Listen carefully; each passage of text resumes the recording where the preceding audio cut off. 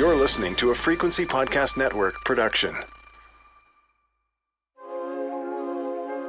I wasn't feeling well, really tired. I was sick. I was like, okay, there's something else going on here. So I took a test and I was pregnant. We're calling this listener Kacey. Our first thought was, this is going to be expensive. You know, you always see in articles, the average cost of a child can be like $300,000 overnight. Kacey is 26. She lives in Toronto with her partner and their now 6-month-old daughter. Together, they are sharing a 1-bedroom apartment.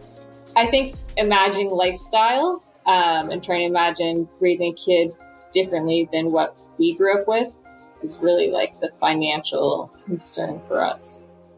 Kacey and her partner grew up in single-family homes with yards to play in. Their parents worked hard to support them on modest incomes. But now that they want to do the same for their child, it seems impossible to provide what they once had, despite being more educated and making more money than their own parents. What do you think of that? Kacey's currently on maternity leave, so we reached her at home where, as you can hear, she's taking care of her daughter.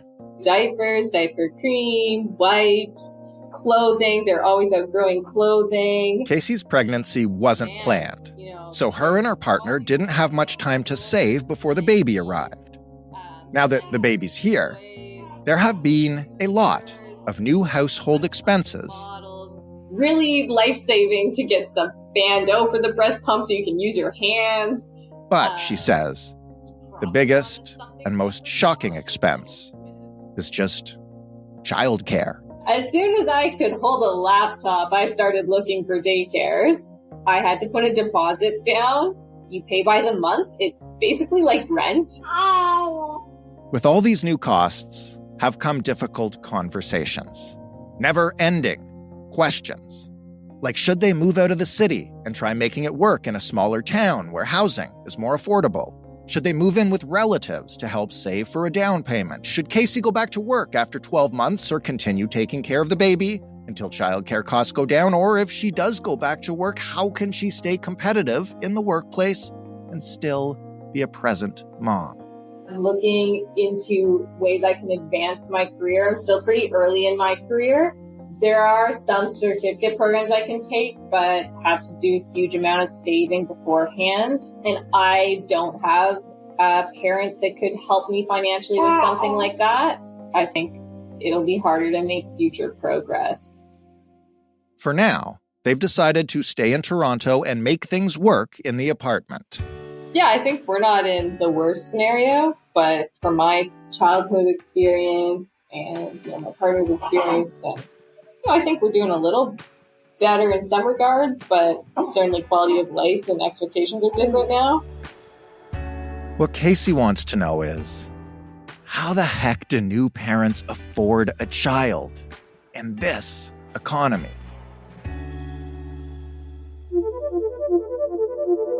I'm Jordan Heath Rawlings, and you are listening to In This Economy. It's a show where we help you understand the systems behind your money problems, and that includes everything from grocery bills to mortgage payments, buying a car, having a kid, and everything in between. In each episode, I talk to a listener who has a financial challenge and then an expert who can explain the factors behind that problem and who can offer ideas, solutions, pivots, no perfect fixes, but things you can do, even in this economy.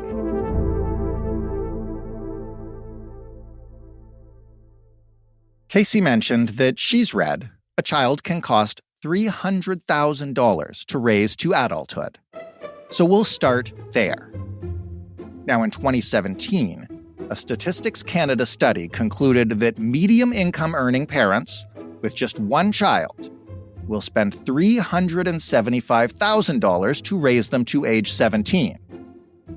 Now, compared to this economy, 2017 was ages ago, so in 2023 dollars, that is the equivalent of $455,000. taking into account that the cost of living has risen 21% since 2017. So yes, that's a scary number. It's almost $500,000, and it's a real figure. But does it have to cost that much? To help me find out, I called Melissa Leong. I mean, there are a lot of costs that get wrapped up in this big, frightening number. Melissa is a financial expert. She's a mom of 2, and she's the author of the Feel-Good Finance Guide, Happy Go Money. Her book combines happiness psychology and personal finance to show you how to get the most delight for your dollar. I've seen other figures as well from different publications. $13,000, for example, was another recent number I saw a year. Can you do it for less? Of course you can. Right. I think of my grandparents who immigrated here with nothing, and they had a bajillion children. And you make it work. You make the sacrifices that you need to build the life that you want for your family. Only you can decide what that looks like. But is it ideal? The number that you have in terms of an income and the life that you want to live with your family? Not always, but that's kind of the reality of being human. Well, you talk to a ton of people about money and money problems, and I've seen stories that it's not just climate change scaring people off from having kids, but that young people are deciding sometimes not to have kids because they don't think they can make it work financially. Do you hear any of that in your day-to-day talking to people about money?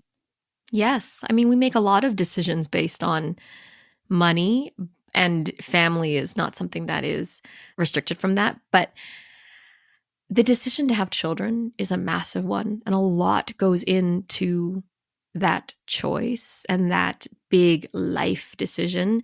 Money is a big factor. I have many friends who have worried about that question, and I also have many friends who decided not to have more than one. They had one, they thought this is very expensive.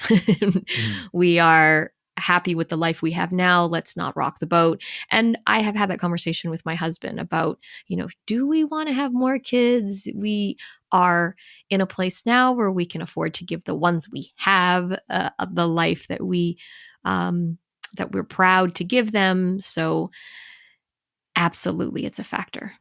When you're talking to somebody about money and parenting, what do you tell them to do before they embark on parenthood? What should they be doing to determine, first of all, if they can afford to have a child, but also just if they're going to do it, how they can plan for it? When I was planning to have my first kid, I remember being really overwhelmed by all of the information on the internet. But what I found comfort in was the numbers. You can't hide from the numbers. The numbers will give you a very clear picture of what's happening right now. So getting extreme clarity on your financial situation right now. What is your current situation? Can you calculate your existing expenses, your housing bills, your debt? Where is your money going right now? And then getting an idea of, do you have a surplus? And can that surplus go to things like, priorities for the kids and looking at, your diapers, your formula, your baby gear, whatever it is. And if this is something that you're seriously considering, making sure that you look at that emergency fund that becomes, if you don't already have one, because 50% of Canadians, according to surveys, don't have an emergency fund. That's something that you definitely need to focus on as you start family planning. There are a lot of online tools and apps that assist you in estimating costs. And I think doing the homework and trying to understand parental leave benefits and how long, what the options are for you, that's super important. How do you prepare for parental leave in terms of budgeting? Because our listener, for instance, Kacey, is on parental leave right now and has had her income cut a bit and is really kind of struggling with that transition from a full-time salary to a percentage of that. That was a slap in the face for me. Why? I remember. Did that hurt you when it happened?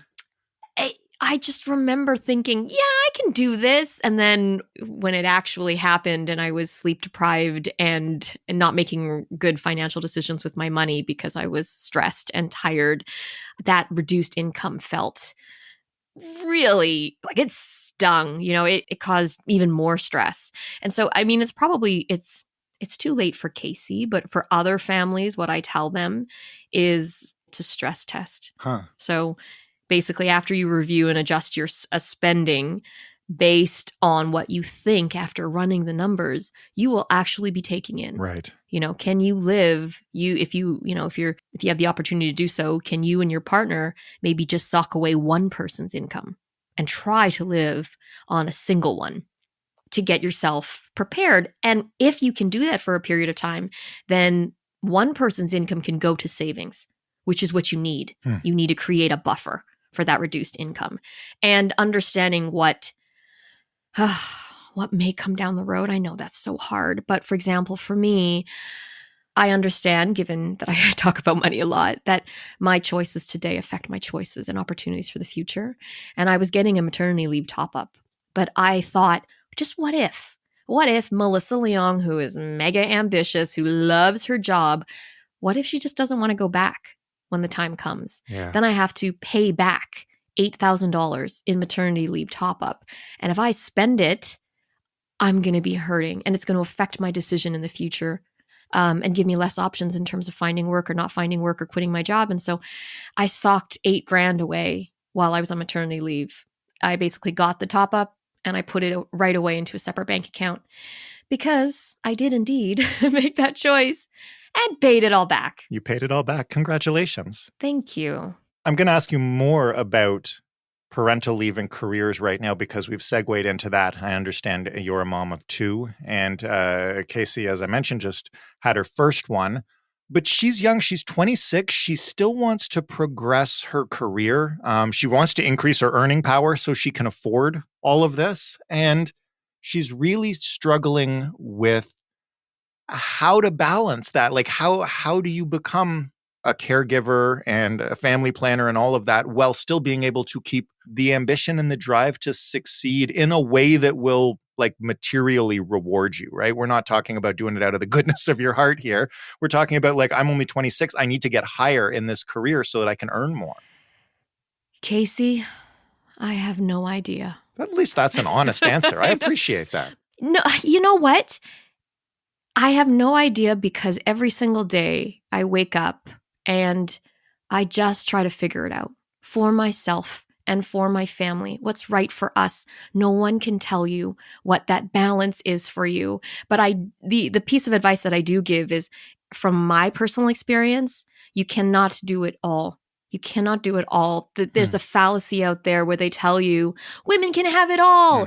But you know what? Society hasn't caught up to you. So yes, you want to have all of those things, but you may have an employer who doesn't really have the flexibility when it comes to giving you options. You may be in a career where time away, because that's what StatsCan says, time away to take care of your children, it affects your earning potential. It affects your opportunities at work. There are some employers and some industries that are a little bit more supportive of working moms, and no one ever says working dad, right? It's just right. That's a dude. But for women, finding people who will support you, supportive workplaces, supportive mentors, that's really important.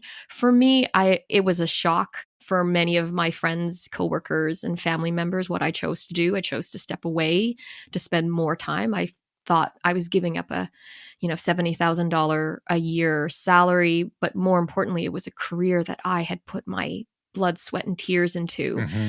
Journalism is a hard career. It's not a 9 to 5. Nobody does it for the money. No, but if you build a career that you're proud of, you think, am I going to walk away for this? But I was buying thousands of hours with my children. And what I learned was I found a way. I was motivated by something different, something very powerful, building a life for me and my kids on my own terms. What I have now with what I've, the people that I've chosen to work with along the way, and the career that I have built today, what it gives me is flexibility. And that is gold. To me, that is more important than anything. I have the ability to use my time as I choose. And that's what I want. Is this for everybody? is entrepreneurship for everyone? No, but this is you and your life, and life is about seasons. And you have a season of working your butt off, and you can have a season of stepping back and working your butt off in another way, because you're still working when you're at home. It's just unpaid. That was an excellent answer to a fairly existential question that I asked you. So now I'm going to ask you some very practical ones. And this is something Kacey mentioned. She mentioned seeing everything now in terms of costs, as in how many boxes of diapers that would be.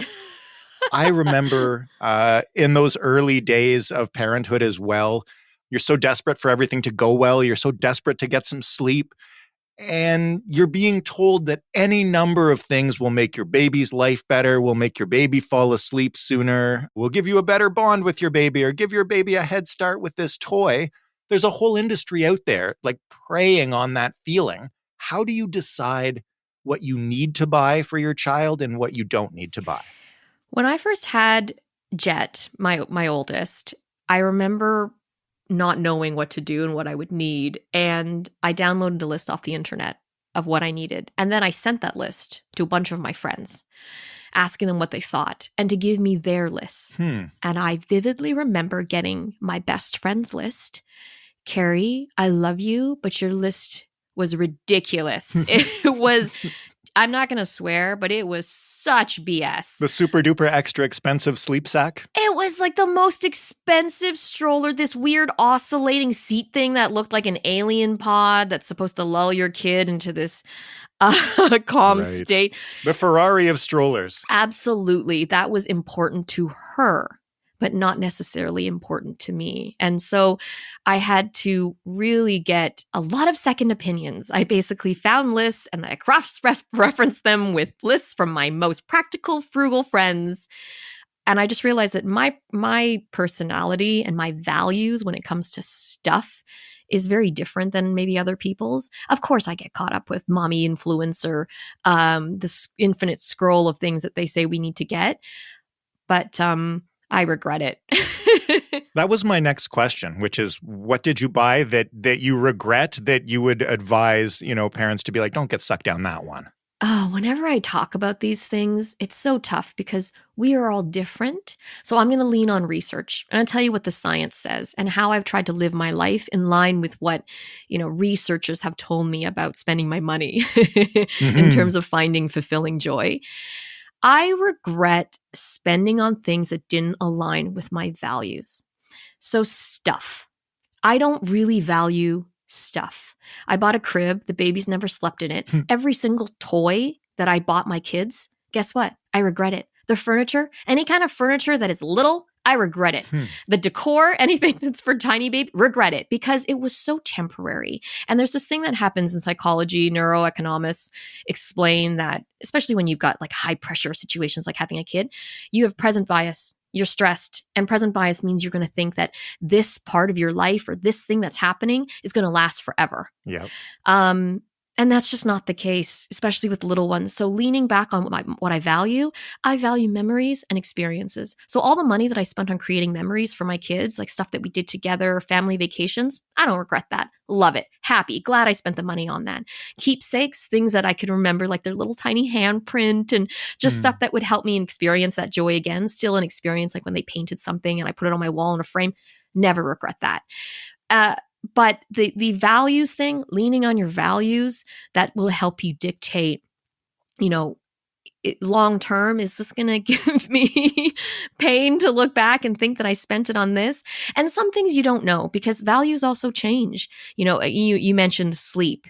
And back in the day with my first, I would have done anything. I would have paid anything for sleep.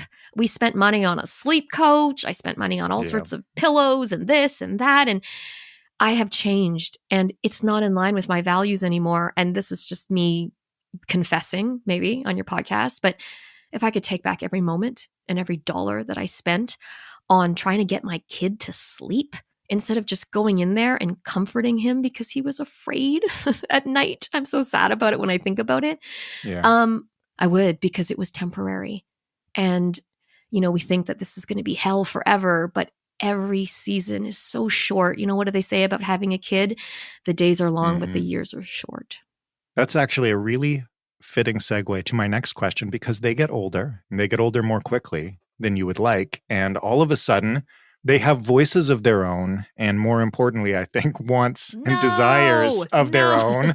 So how about when they start hitting that age and they can start saying, Mommy, I want to play hockey and I'd like to be a goalie, the most expensive position. Or they want their own tablet to play games on because they're tired of seeing you play with a phone and not being able to do it themselves. And they start asking you for things. How do you make those decisions? I raised my first one is so cerebral. He and I have a lot of deep conversations, and we've had them since he was very, very young. And what I've realized from talking to him so much is that he learns more by watching me. So he will pick on something that I've done or something that I've said to my husband when it comes to finances, and he'll bring it up again. He'll weaponize it, use it against me. And so it really starts early. By the time they start asking for stuff, you've already shaped their want. You've already shaped their understanding of needs and choices.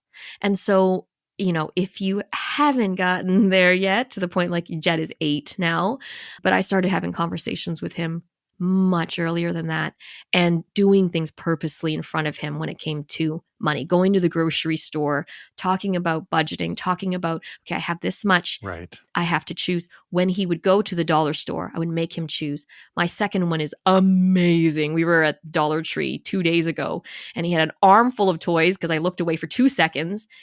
And I said to him, I have $1, so you have to choose. And he said, okay, Mommy. But then he said, can we just take a picture of these other things that I want?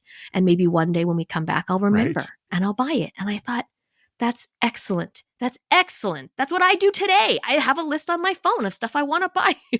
And if you don't think about it later, then that means you shouldn't have bought it. Until, you left it in your shopping cart and the company emails you and says, hey, don't forget, you should buy this.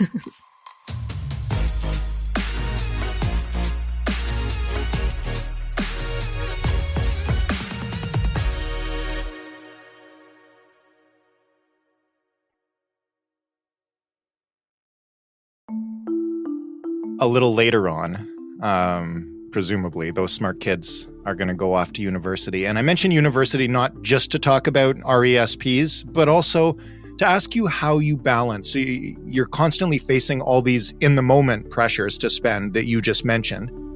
And you're being told, well, they're going to go up and they're going to go to college. You better start saving up now. How do you balance that? And how do you exist with not feeling like you're either shortchanging their present or their future? I don't know. I feel like that every day.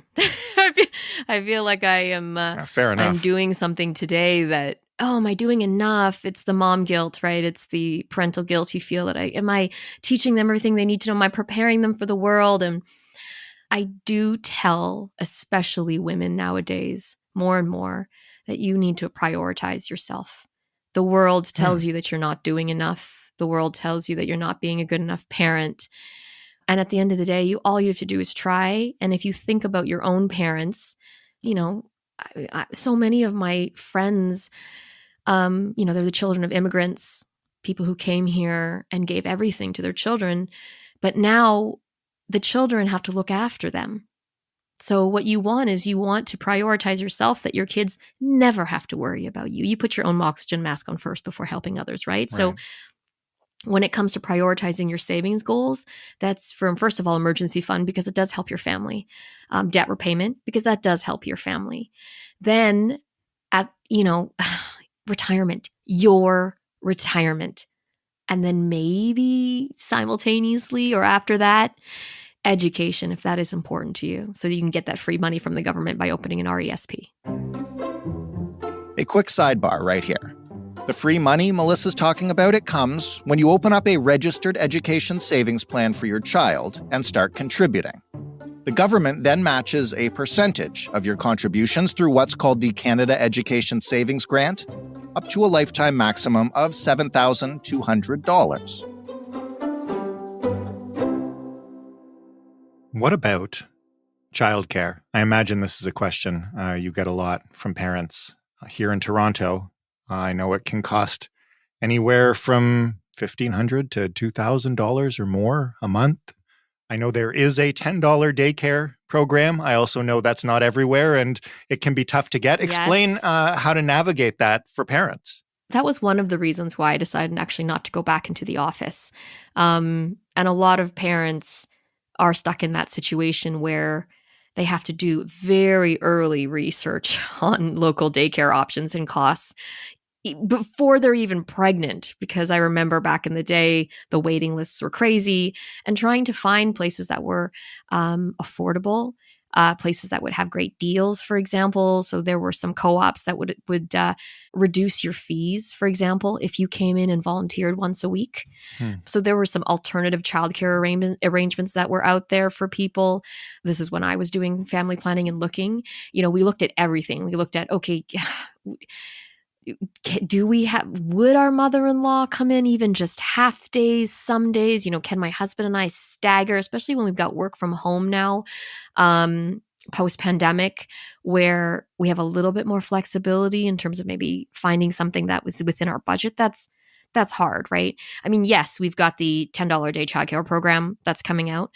And you just need to do your research. You need to register. You need to understand your eligibility criteria. You need to look into what's in your area.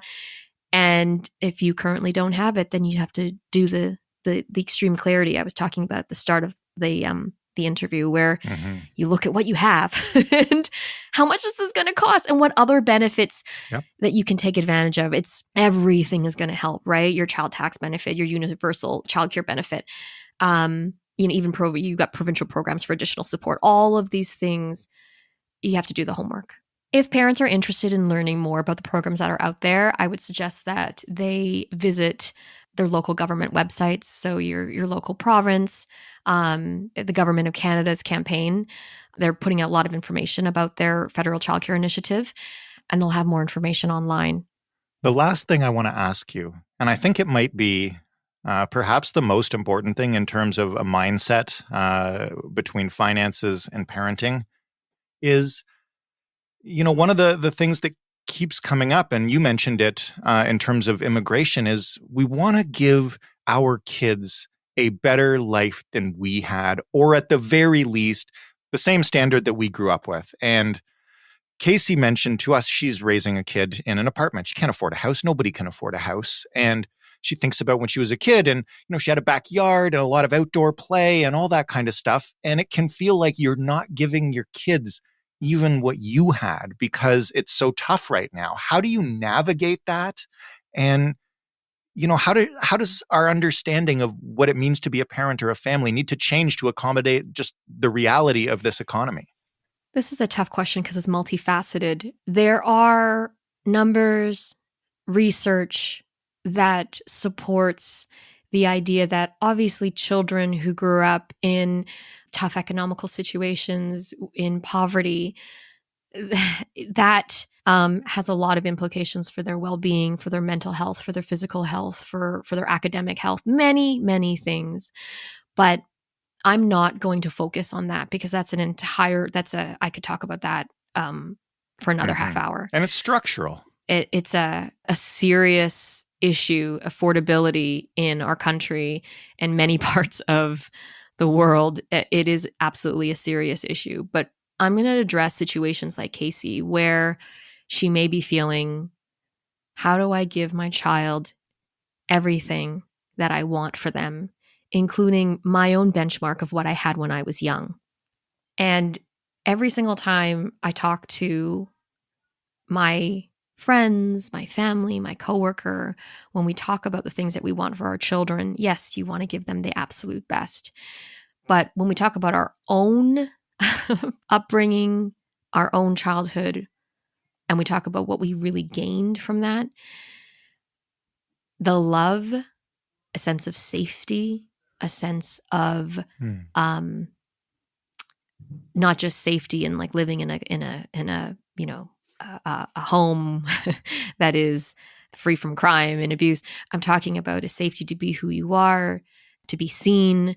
Those things have nothing to do with money. And this is when I say I always talk about, when it comes to finances, you tell yourself a story. You have a script from your own childhood, but that script doesn't need to be the script that you raise your children with.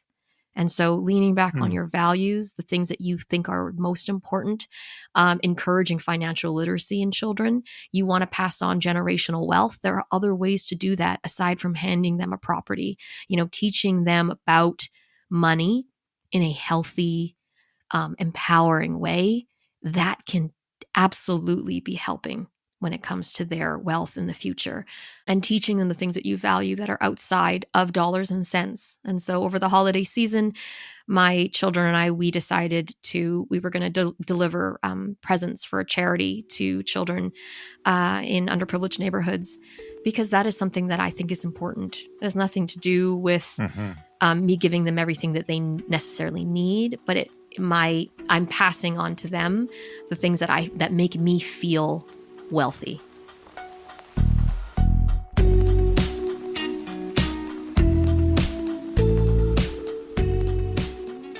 Thanks to Melissa for all of this helpful and hopefully reassuring information.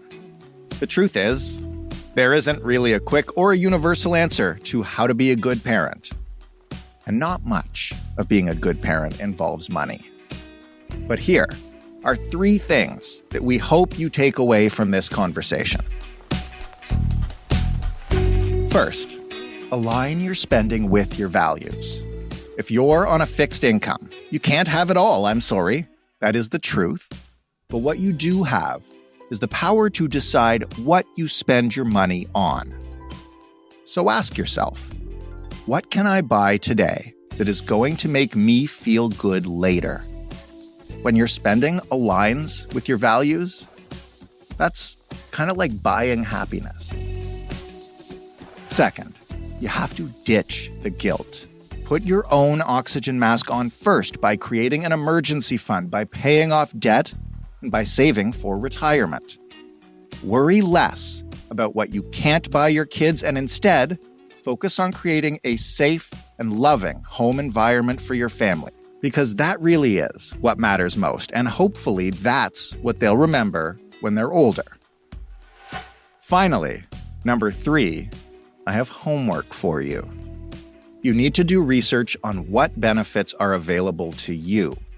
As Melissa mentioned, government websites have great information about what is available, who qualifies, and how to apply. If there's a specific benefit you think needs more explanation, please reach out and maybe we will cover it on a future episode. As you should know by now, we are always looking to listeners for the next guest, for the next topic, for whatever, and you can email us at hello@itepod.ca, and you can call us and leave a voicemail at 416-935-5935. Thank you so much for listening. This show has been off to a terrific start, mostly because you folks actually tune in, so we would very much like your continued support and your word of mouth, which is the most valuable way of getting a podcast out into the public. So if you like it, tell your friends, tell your family, share it with your kids if you're trying to afford them. You can find us on social media, on Instagram and TikTok at In This Economy Pod. And of course, in every single podcast player. You better rate, review, like, follow, subscribe, whatever it is they tell you to do. I am your host and executive producer, Jordan Heath Rawlings. This episode was written and produced by Stephanie Phillips. The sound design was done by Robin Edgar. Mary Jubrin is our digital editor. Diana Kay is our manager of business development. And all together, we're the Frequency Podcast Network, and we'll talk to you next week on In This Economy.